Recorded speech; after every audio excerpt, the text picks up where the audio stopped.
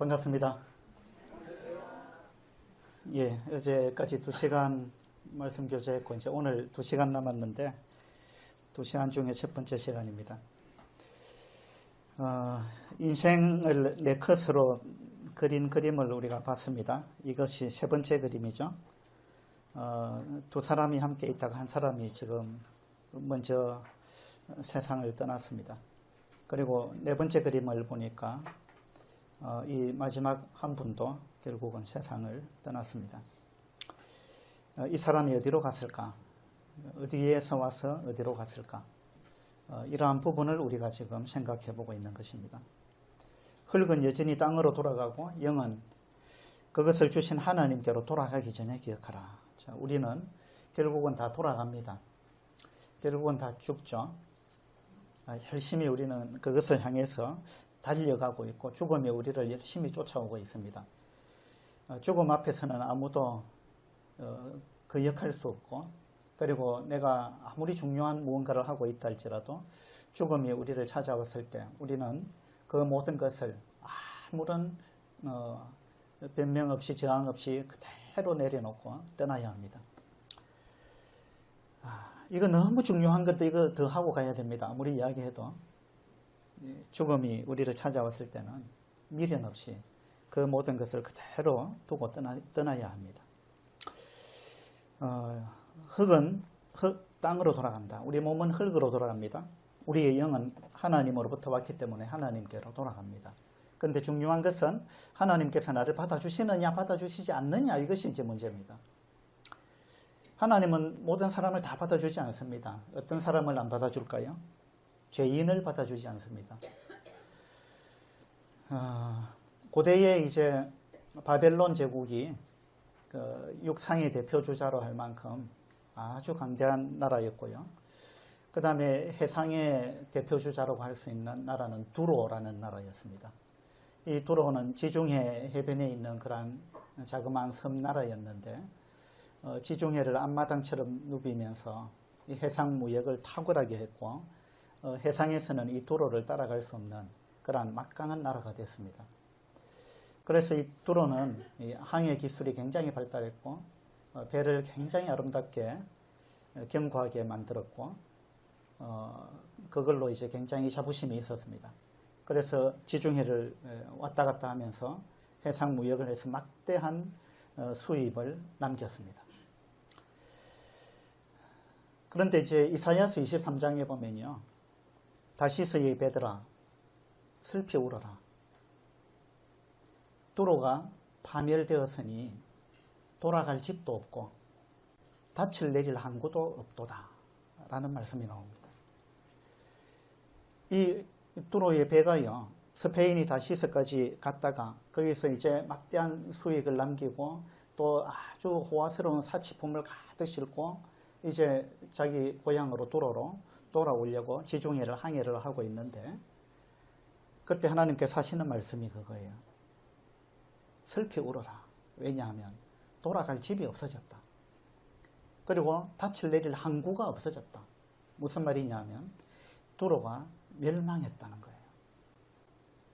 두로가 시리아 제국의 침략과 바벨론의 침략과 나중에는 헬라 제국의 침략을 받아서 완전히 멸망해버렸습니다. 나라가 없어져 버렸어요. 그런데 그 두로에서 배를 타고 나왔던 그 선원이 막대한 수익을 남기고 돌아갈 때 엄청난 사치품들을 배에, 그 아름다운 배에 가득 싣고 꿈에 부풀어서 돌아가는데 나라가 없어진 거예요. 닻을 내릴 항구가 없어져 버린 거예요. 어떻게 해야 되겠어요? 배는 바다에 떠 있는데 돌아갈 항구가 없어진 거예요. 이건 비참한 이야기입니다. 그 배에 아무리 사치스러운 것을 가득 실었다 할지라도 의미가 없는 거예요. 어떡하겠어요?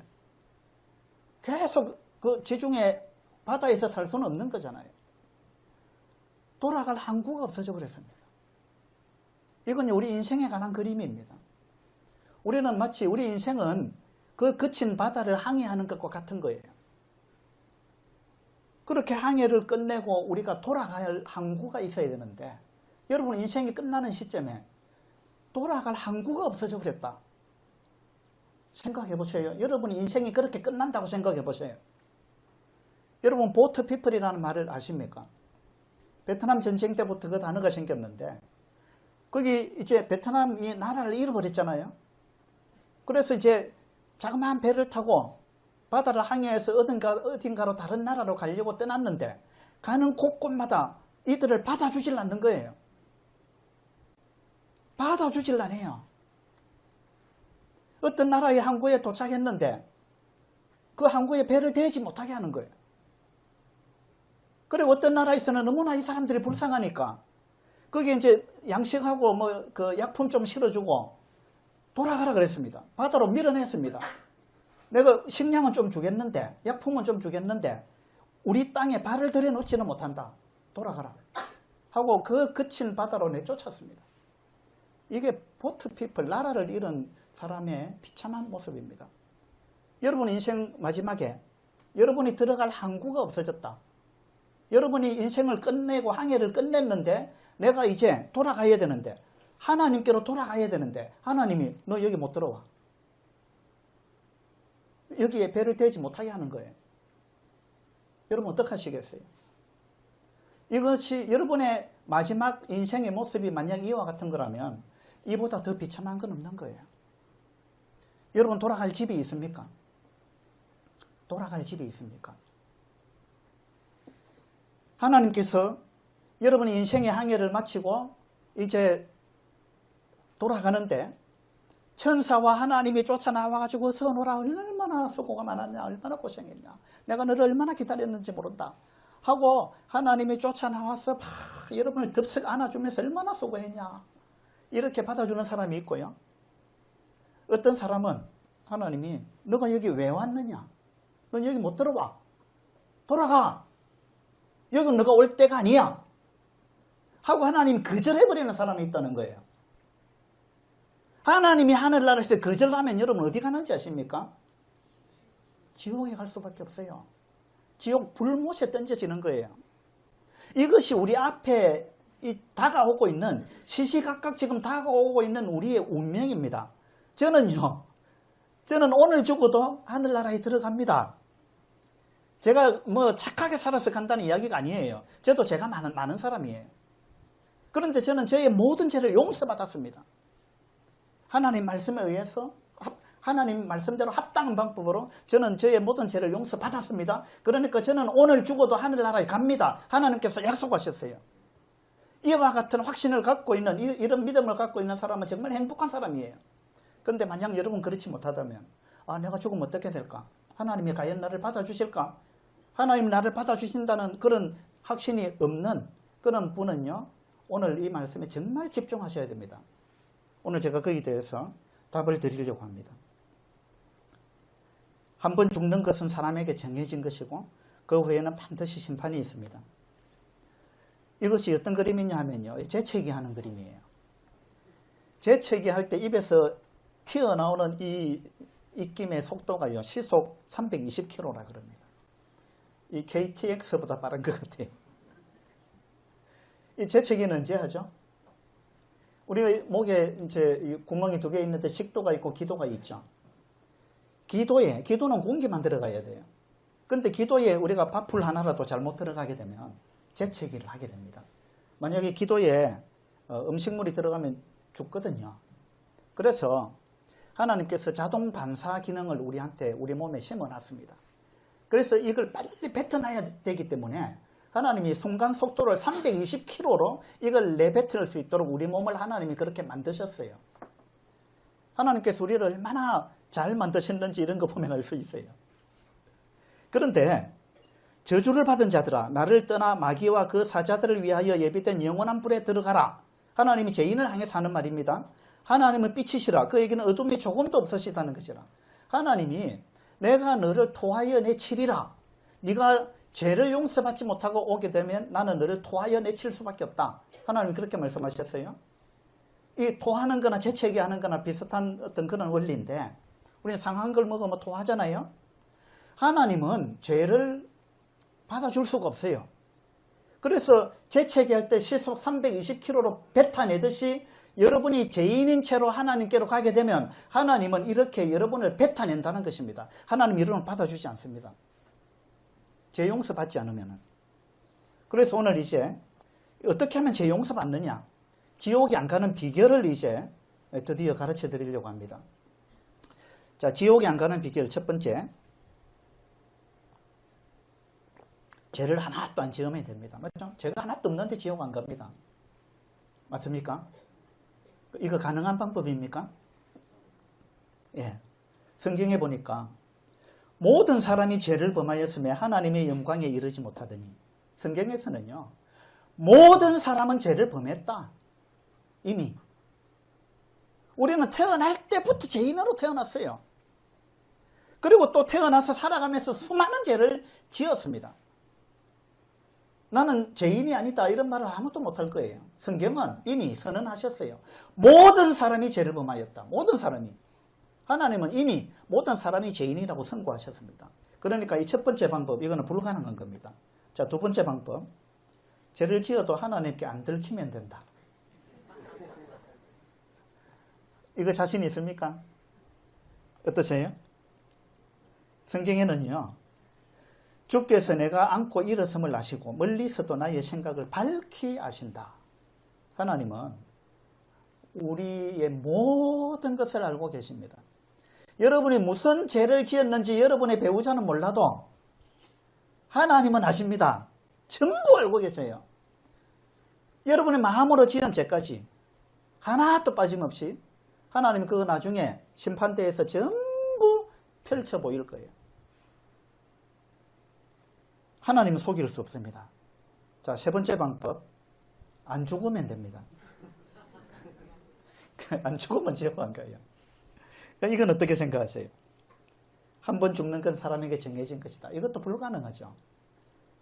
그래서 제가 좀 분위기를 환기시키기 위해서 이런 이야기를 한 겁니다. 이런 방법은 안 됩니다. 다른 방법을 한번 찾아보도록 하죠. 자, 지옥에 안 가는 비결 두 번째. 사람들이 교도소는 왜 가죠? 자, 교도소 가는 이유는 죄가 있으면 교도소 갑니다. 근데 죄가 있을지라도 그것이 죄라고 정의하는 법이 없으면은 교도소 안 갑니다. 맞죠? 법에 어긋나야만이 죄가 되는 겁니다. 근데 내가 나쁜 짓을 했는데 그것이 나쁜 짓이라는 걸 법에, 우리나라 법에, 형법에 그 정해놓은 게 없어요. 그러면은 잡아가지를 못하는 겁니다. 맞죠?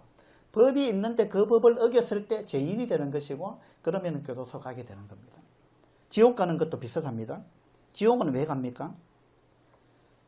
지옥은 물론 이제 우리가 죄를 지으면 지옥 갑니다.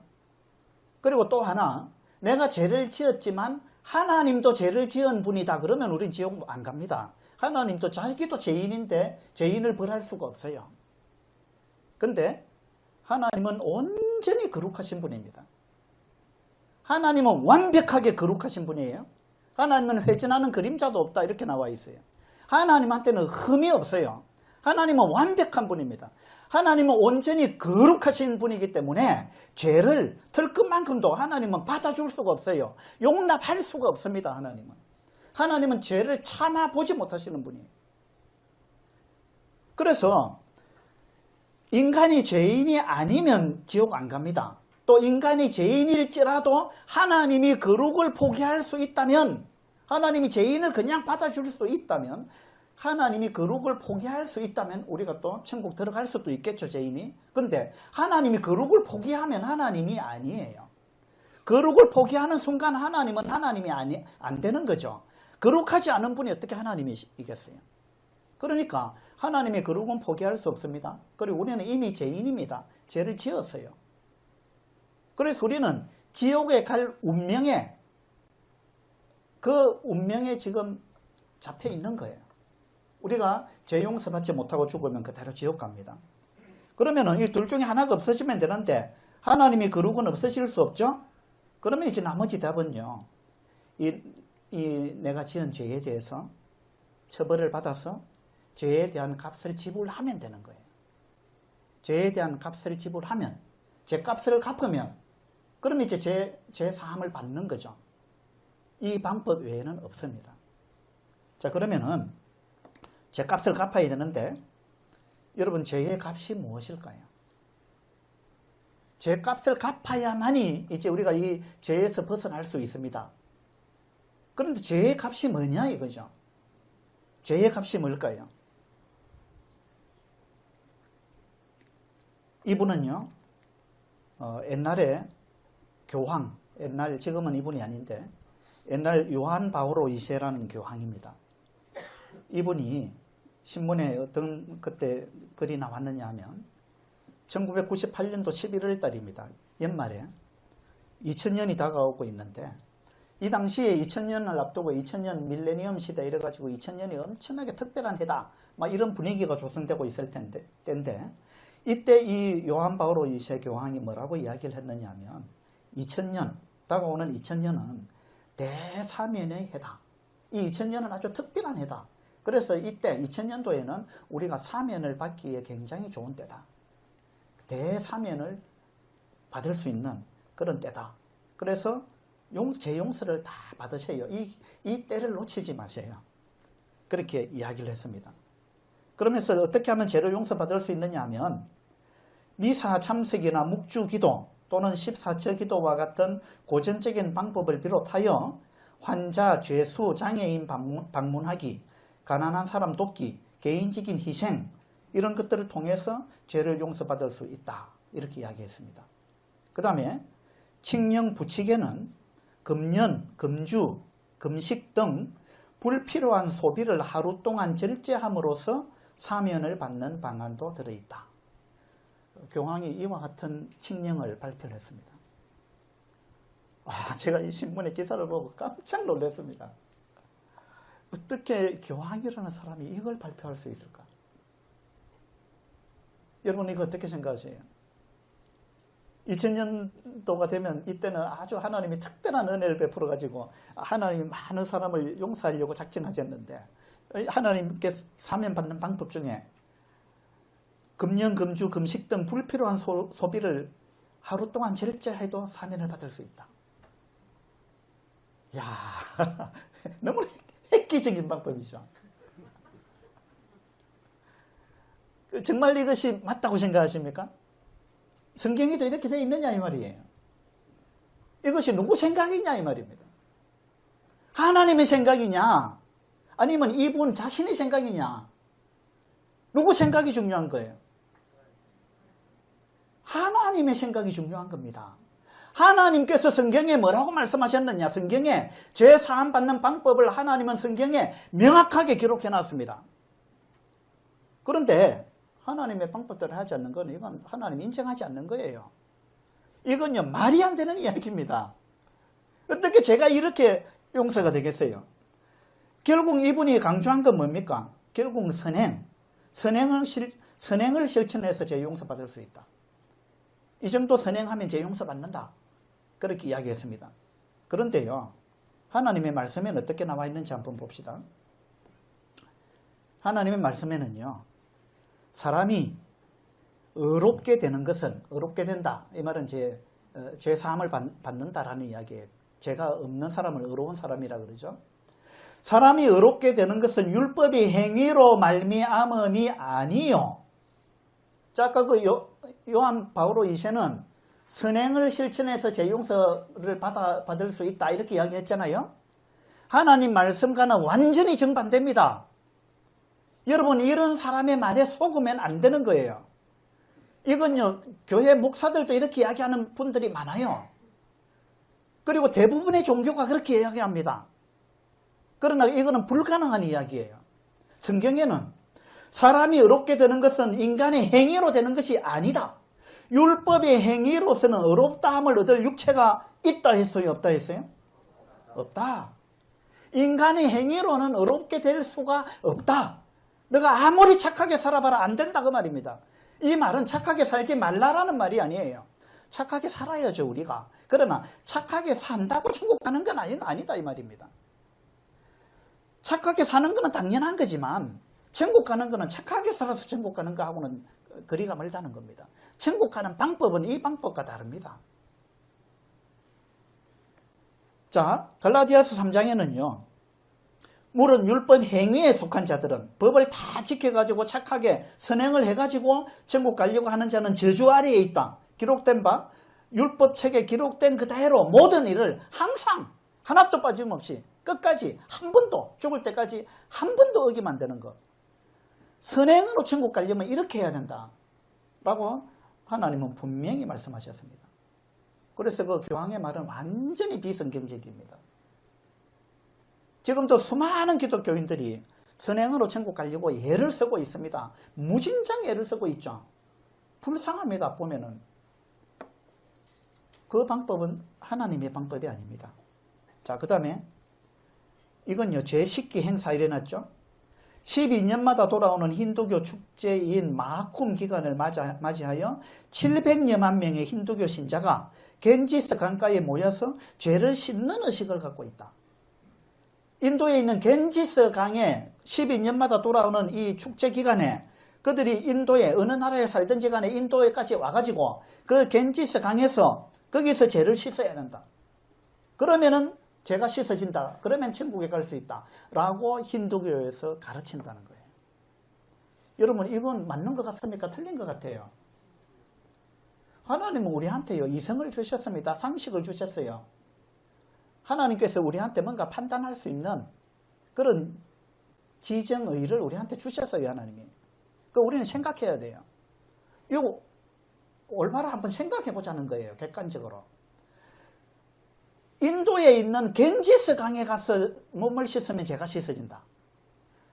여러분 몸에 있는 때는 씻어지죠. 물로서 어떻게 죄를 씻습니까? 죄는 물로 씻어지는 게 아니에요. 너무나 이건 착각하고 있는 거예요. 그래서 기독교인들도 뭐 천국 갈 수 있습니까? 제사 안 받았습니까? 그러면 나 세례 받았습니다. 세례 받았으면 죄가 씻어집니까? 아닙니다. 그런 거 아니에요. 믿음도 없이 세례 받는 사람 많습니다. 그 다음에 이건 러시아 정교회에서 하는 건데요. 여기 보니까 뭐 에피파니 행사가 있는데 이때는 얼음을 깨고 그 얼음물 속에 이 벗은 몸으로 들어가면은 죄가 씻어진다. 러시아 정교회에서 이제 이런 행사를 한다는 거예요. 그러니까 이거는 좀 더 가능성이 높아 보이긴 한데 왜냐하면 저기 뭡니까 겐지스 강은 저 물도 깨끗하지도 않아요. 그리고 저 정도 해가 되겠어요. 그래도 얼음 정도는 깨고 들어가야지. 이렇게 하면 제가 씻어질까요? 이건요 다 인간적인 생각입니다. 아무리 좋은 비누로 씻어도 죄가 씻어지지 않는다. 성경에 나와 있는 거예요. 주 여호와의 말씀이니라.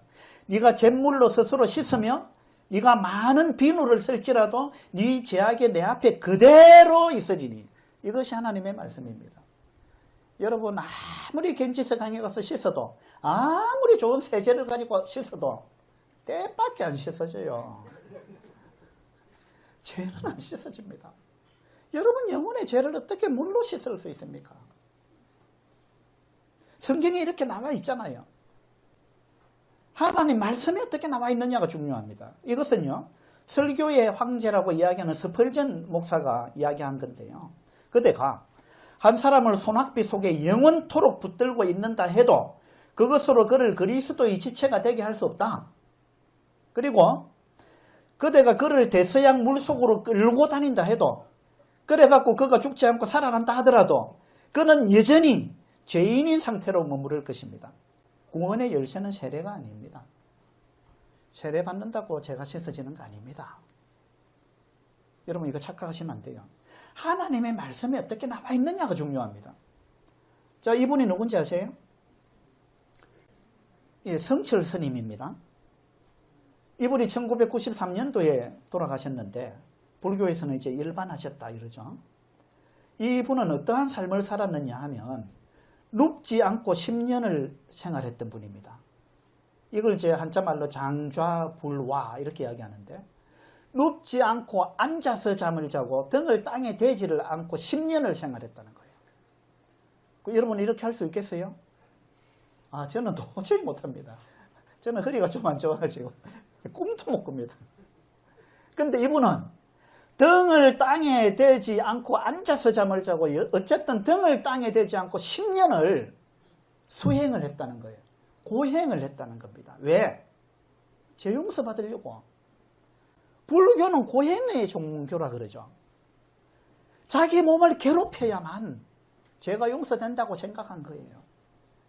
그래서 10년을 눕지 않고 이렇게 생활했습니다. 엄청난 사람입니다. 이분이 정말 존경스러운 사람인데 너무 대단한 사람이죠. 그런데 중요한 거는 이렇게 한다고 죄가 용서되느냐, 이게 중요한 거예요. 그리고 장좌불화 10년 동안 그 중에서 8년은 어떻게 했느냐면 한마디도 말을 안 했어요. 8년 동안. 8년 동안 한마디도 말을 해보지를 안 했어요. 말을 안 했어요. 왜냐하면 말을 하면은 죄를 짓는다라는 걸 알았어요. 내가 말로서 얼마나 많은 죄를 지었던가 이걸 알았어요. 그래서 죄를 안 지으려고 8년 동안 한마디도 안 하고 살았습니다. 죄를 안 지으려고.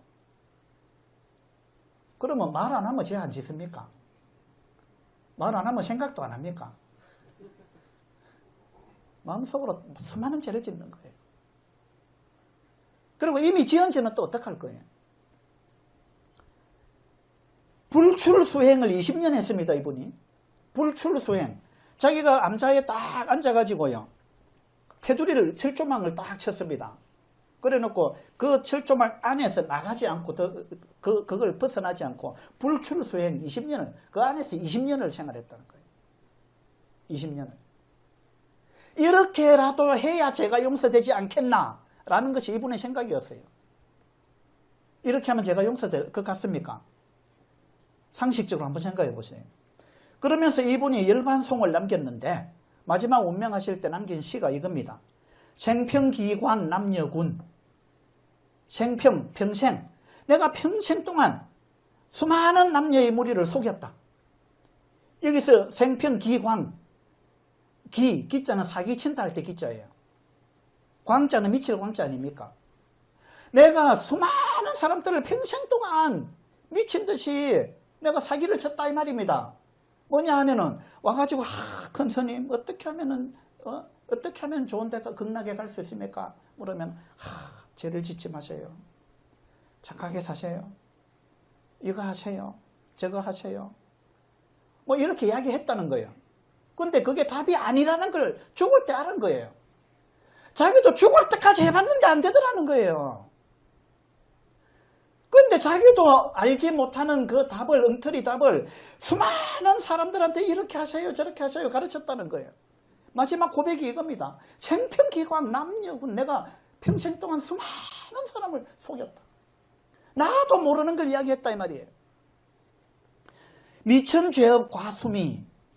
나의 죄가 수미산을 지나치고 나의 죄가 하늘에 미친다. 내 죄가 얼마나 많은지 저 수미산보다도 내 죄가 더 높다. 내 죄가 저 산을 넘어서 하늘에 미친다. 이분이 이렇게 고백했어요. 마지막에. 용서가 안 되더라는 거예요. 활렴아비 한만단. 내가 산채로 아비 활렴 불꽃 염자잖아요. 내가 살아있는 채로 그 불타는 아비지옥에 떨어지는데 내가 한이 만갈래나 된다. 여러분 아비규환이라는 말 있죠? 이건 불교 용어인데요. 아비규환이 무슨 말이냐면 아비지옥과 규환지옥을 합쳐놓은 걸 아비규환이라 그래요. 불교에는 여러 지옥의 단계가 있어요. 그 중에서 가장 고통스러운 지옥이 아비지옥입니다. 그 다음으로 고통스러운 지옥이 규환지옥이에요. 그래서 아비규환이라는 말은 그 무서운 아비지옥과 규환지옥을 합쳐놓은 걸 아비규환이라 그럽니다. 근데 이분은 돌아가실 때 나는 아비지옥에 내가 떨어진다. 그 불못에 내가 떨어진다. 그렇게 고백했습니다. 이건요, 이분의 솔직한 고백입니다. 내가 죽도록 고행을 하고 죄 안 지으려고 애를 썼고 죄 용서 받으려고 수많은 고행을 했는데 내가 죽는 이 순간까지 나는 확신이 없다. 여기에 대한 답이 없다는 거예요. 그래서 솔직한 고백을 했습니다. 그런데 이걸 사람들이 이분 봐라 얼마나 겸손하냐. 그러면서 열반송이라 해가지고 막 총앙을 하는데 실제로는 이분은 정직한 고백을 한 거예요. 이분의 손녀를 제가 만나봤습니다. 이 손녀가 마지막에 이분을 찾아갔을 때 이분이 손녀한테 그랬대요. 손녀는 기독교인이거든요. 자기 할아버지 그랬대요. 그래, 네가 교회 다니는 건 잘하는 거다. 내가 평생 불교에 정진했는데 답이 없더라. 솔직히 그렇게 이야기했대요. 우리 장모님도 그런 거예요. 평생을 불교를 그렇게 독실하게 믿었는데 지금 와서 아무것도 없더라. 주님께로 왔잖아요. 이 방법으로 안 됩니다. 고행한다고 제가 용서 안 됩니다. 하나님 말씀에 어떻게 나와 있느냐 하면요. 곧 붙잡지도 말고 맛보지도 말고 만지지도 말라 하는 것이니 이건 금욕주의입니다. 이 금욕주의, 고행 이런 게 불교 철학이잖아요. 그런데 성경은 이런 거 금욕주의 이런 거는 한때 쓰고 없어지는 거다. 사람의 명령과 가르침이다. 왜 그런 걸 따르느냐? 이건 하나님의 생각이 아니라는 거예요. 사람의 생각이에요. 사람의 가르침이에요. 인간적인 생각입니다. 하나님의 방법이 아니고 하나님의 생각이 아닙니다. 이런 것들은 자의적 숭배와 자의적 숭배. 이 한자말로 한자 성경에 보면 자의 어떻게 되어 있느냐 하면 저는 스스로 자자인 줄 알았는데 그게 아니더라고요. 이게 어떤 자자냐 하면 마음대로 자자입니다. 마음대로 자자. 방자할 자자예요. 한자로 차례할 때 차자 밑에 마음 심자 들어가는 글자인데 방자할 자자. 저기 광활로 가보니까 방자 있던데.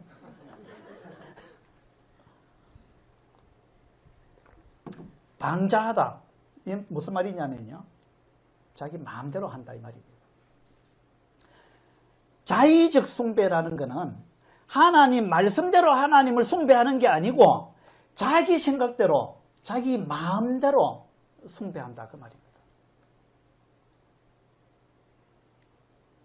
수많은 종교인들이 그리고 기독교인들조차도 성경을 갖고 다니면서도 하나님 말씀대로 신앙생활 하는 게 아니에요. 자의적으로 한다는 말이에요. 하나님 말씀대로 안 하고 자기 생각대로 자기 마음대로 방장하게 자기 마음대로 이렇게 하면 되겠지. 자기 생각이에요. 그렇게 신앙생활 한다는 겁니다. 그렇게 하면 결코 죄 용서받지 못합니다. 왜냐하면 그건 하나님의 방법이 아니기 때문에 그래요. 이런 것들은 자의적 숭배와 겸손과 겉으로 보기는 겸손한 거죠. 몸을 괴롭게 하는데 지혜 있는 모양이나 오직 육체에 따르는 것을 금하는 데는 조금도 유익이 없다. 이런 것으로는 죄를 안 지을 수도 없고 또 지은 죄가 용서되지도 않는다. 이건 죄 사함 받는 방법이 아니다고 성경에 분명히 나와 있습니다. 자, 기독교에 대해서 한번 볼까요? 이분은 외교부의 공무원으로 있으면서 그 외교부의 신우회 회장을 했던 사람입니다. 신우회라는 말은 그 외교부 안에 직원들 중에 하나님을 믿는 사람들의 모임을 신우회라 그래요. 그 신우회의 회장을 했던, 그러니까 자타가 공연하는 아주 신앙이 돈독한 그런 사람으로 인정받는 사람이었어요. 그런데 이 사람이 대사로 있는 중에 일본 이제 대사 관저에 각국의 대사들이 한번 모였어요. 일본 대사의 뭐 생일인가 해가지고 모였는데 거기에서 테러가 일어났어요. 그래가지고 각국의 대사를 인질로 잡고 이제 그 대사관에 그 일본 대사의 침실에 한 5평 남짓한 그 침실에 이 인질 40명이 그곳에 이제 인질로 잡혔습니다. 3일 동안. 3일 밤낮으로. 3일 동안 이 사람이 잠을 한숨도 못 잤습니다. 인질에 잡혀가지고 총부리를 겨누고 있는데 잠이 오겠어요? 그래서 이 사람이 3일 동안 그 일본 대사의 침실에 갇혀 있으면서 이분이 무슨 생각을 했느냐 하면 그는 먼저 이번 사건을 계기로 크리스찬은 어느 때 하나님 앞에 부름받아 가더라도 구원에 전혀 문제가 없는 신앙을 갖고 있어야 함을 절실히 깨달았다. 그러니까 이분이 내가 뭐 신우회 회장도 하고 뭐 내가 사람들 많이 전도도 했고 뭐 자기가 대단한 줄 알았어요. 그런데 야, 이제 내가 죽는구나 라는 상황이 딱 닥치니까 이 사람이 야, 내가 진짜 천국 갈 수 있나 이 생각이 든 거예요. 그래서 내가 정말 구원받았는가 이 생각이 들었어요. 자신이 없었던 거예요. 내 죄가 다 용서됐는가 이 생각을 해보니까 자기 죄가 다 용서됐다는 확신이 안 드는 거예요. 그래서 이 사람은 내가 지금 이 테러범한테 죽느냐 이게 중요한 게 아니고 내가 지금 여기서 죽으면 천국 가느냐 지옥 가느냐 이것이 심각한 문제로 대두된 거예요. 그래서 이분이 어떻게 했느냐 하면 구원의 확신이 지금 없는 거예요. 그래서 하나님께 온전히 기도를 드렸습니다. 그런데 문제는 죽음에 대한 준비를 평소에 게을리 했던 것입니다. 여기서 죽으면 하나님이 죄 많은 저를 받아주실까? 솔직히 자유를 얻는 것보다 죽음 뒤가 두려웠습니다. 솔직히 죄 많은 저를 하나님이 받아주실까? 이 생각이 딱 든 거예요. 이 사람 지금 뭐라 그래요? 자기를 뭐라 그래요? 죄인이라 그러죠. 이분은 교회를 그렇게 열심히 다니고 전도했지만 자기가 여전히 죄인이었어요. 정말 죄 사함 받은 사람은 죄인이 아닙니다. 죄 사함을 받은 사람은 성경에서 의인이라 그러는 거예요. 의인. 의인이 된 사람이 구원받은 자예요. 구원받은 사람은 더 이상 죄인이 아닙니다. 교회를 다니는데도 여전히 내가 죄인이다 이 말은 아직 나는 구원 못 받았다 그 말입니다. 죄 사함 받은 적이 없다 그 말입니다. 그럼 그 사람은 교회를 수십 년을 평생을 교회를 다녔다 할지라도 죄인인 상태로 죽으면 지옥 가는 거예요. 교회를 얼마나 오래 다녔느냐는 중요한 게 아닙니다. 그래서 이 사람은 두려움이 막 몰려왔습니다. 그래서 어떻게 했을까요? 지금까지 살아오면서 내가 잘못한 것을 모두 회개했습니다. 3일 밤낮을 자기가 지금까지 살면서 지은 죄를 다 떠올렸습니다. 그래가지고 생각나는 죄를 전부 회개했습니다. 하나님 내가 생각해 보니까 그때 이런 죄 지은 거 있습니다. 아이고 이것도 있네요. 이러면서 자기가 지은 죄를 막 떠올려서 전부 해결을 했다는 거예요. 그리고 3일 밤낮을 해결을 해가지고 마지막에 더 이상 해결할 것이 없다는 생각이 들 때까지 해결을 하고는 그러고 나니까 속이 후련해졌다는 거예요. 속이 후련해져가지고 야 이제 내가 천국 가겠구나 이 생각이 들었다는 거예요. 그래서 신앙 간증을 한 겁니다. 이분이. 여러분 죽음 눈앞에 닥칠 때 이렇게 하지 말고 여러분 평소에 열심히 회개하세요. 이걸 가르친 거예요. 이걸 기독교 신문 그 기자가 좋다고 이걸 기사로 막 대문짝하게 낸 거예요. 이걸 간증을 한 사람이나 이게 멋있는 간증이라고 신문에 실은 기자나 이걸 보고 기뻐하는 기독교인들이나 이건 다 기가 찬 일이에요. 여러분 천국은 이렇게 가는 게 아니에요. 이건 하나님의 방법이 아니에요. 이건 자의적인 숭배예요. 자기 마음대로 하는 숭배예요.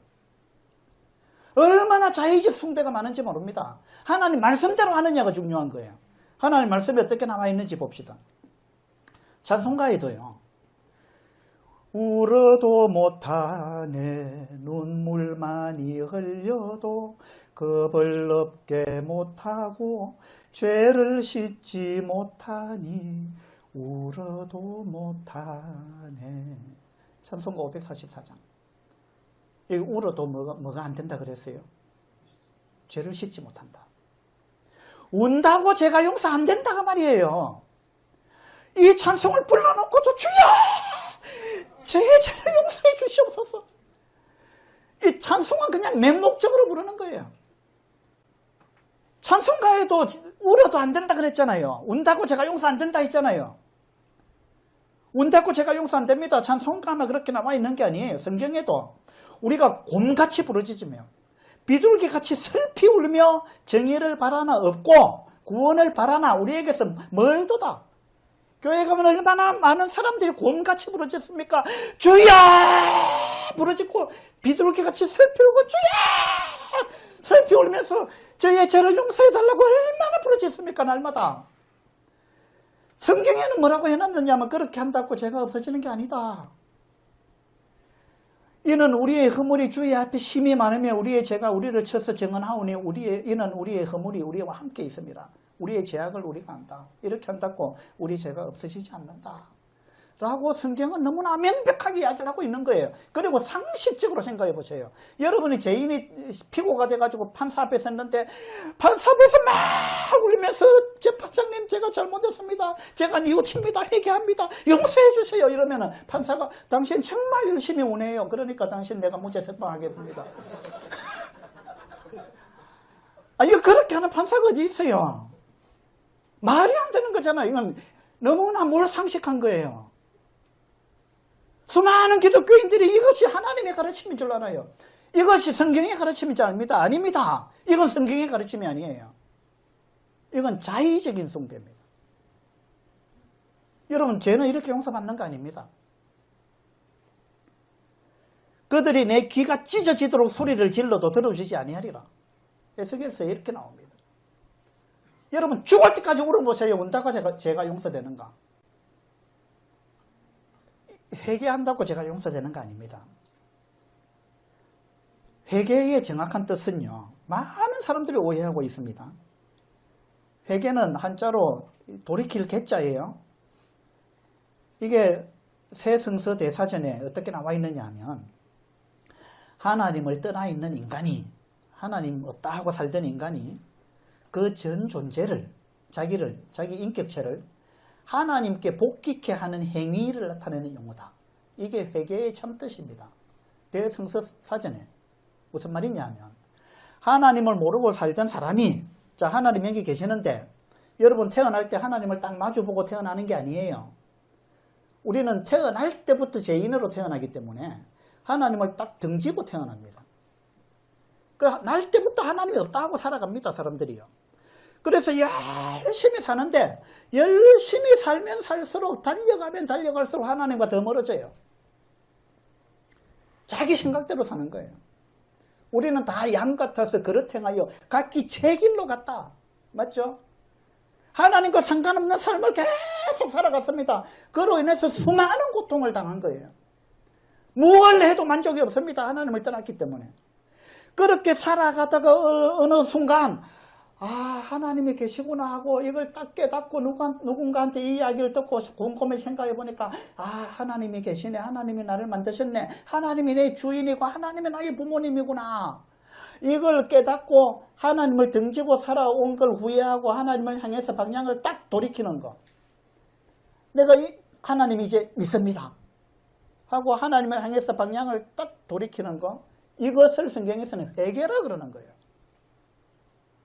내가 지은 죄를 낱낱이 고해 바쳐가지고 용서해달라고 비는 거, 그것도 큰 어떤 테두리 안에서는 회개의 한 부분이긴 해요. 그러나 복음적인 차원에서 볼 때 회개는 그런 게 아니에요. 구원받는 그 복음적인 차원에서 회개는 그 회개를 의미하는 게 아닙니다. 성경에서 말하는 진짜 회개의 더 중요한 뜻은 하나님 등지고 살다가 하나님을 향해서 돌이키는 거예요. 180도 돌이키는 거예요. 하나님을 인정하고 하나님을 믿는 거예요. 하나님께로 돌아오는 거예요. 그걸 성경에서는 회개라 그러는 겁니다. 수많은 기독교인들이 회개를 오해하고 있는 거예요.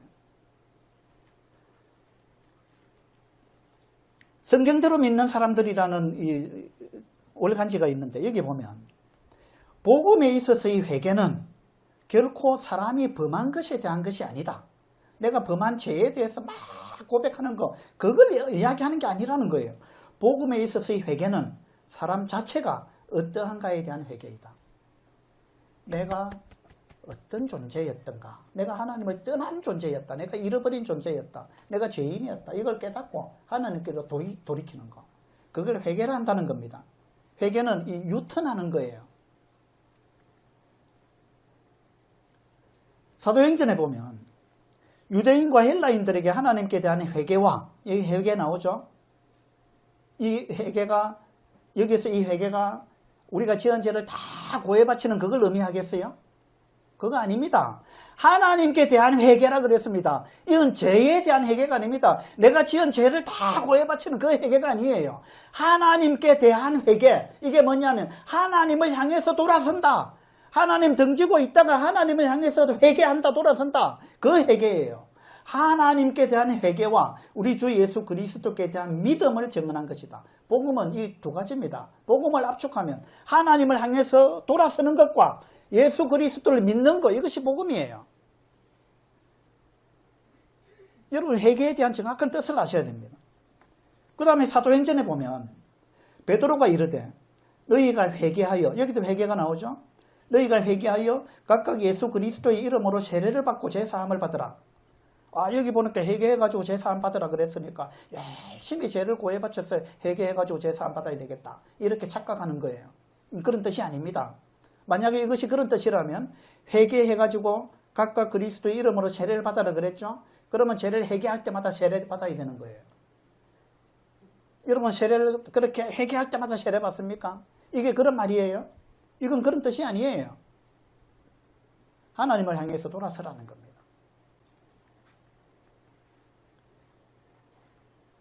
일단 이제 오늘 2시간인데 첫 시간은 이걸로 일단 마치고요. 10분 쉬어요? 예, 좀 쉬었다가 마지막 시간 하도록 하겠습니다.